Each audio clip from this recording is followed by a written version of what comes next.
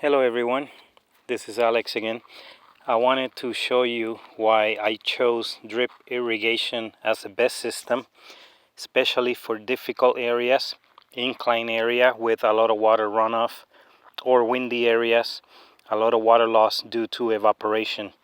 So the drip line system that I'm using goes along this incline area here that you can see.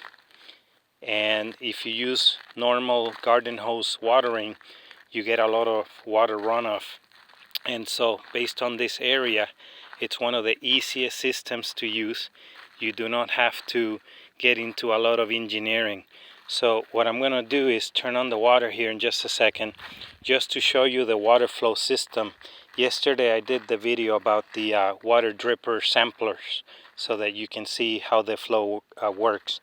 But anyways, I'm going to go turn on the water real quick. One of the main things that you have to remember about the drip system irrigation is that you do not put a lot of pressure on that hose like you would do with regular sprinklers.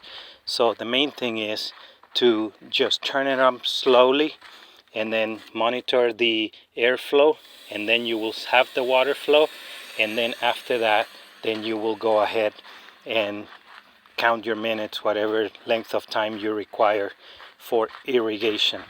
So I already connected the hose.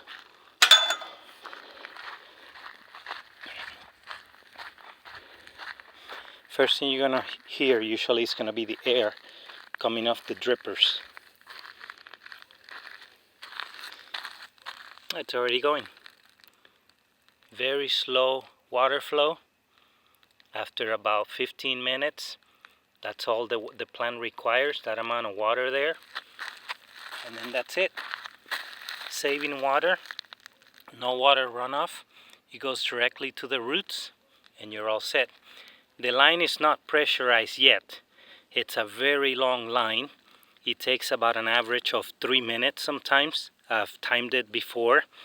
Once all of the air is out and then all of the drippers are pressurized, then it evens out.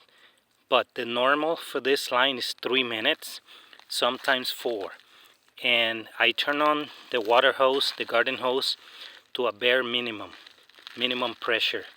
I can hear the drippers more than 75 feet behind me, the other end of the line. But when you have an area like this, there's the water flow of that one there. That's all you need to water some plants.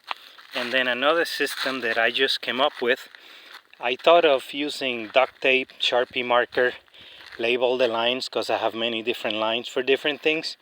I just went to a locksmith store and I went and got one of these stamping plates. And then I went ahead and got the stamping set from another tool store. And then with the hammer, you just place each letter, hammer it hard one time each letter, and there you go. This will last forever. If you're getting some help, anyone helping you water when you're not here, somebody else doing it for you, like your children, you can just go ahead and tell them which ones you want done, and there's the name for each line. I have many. And then I hope this helps everybody. Thank you very much.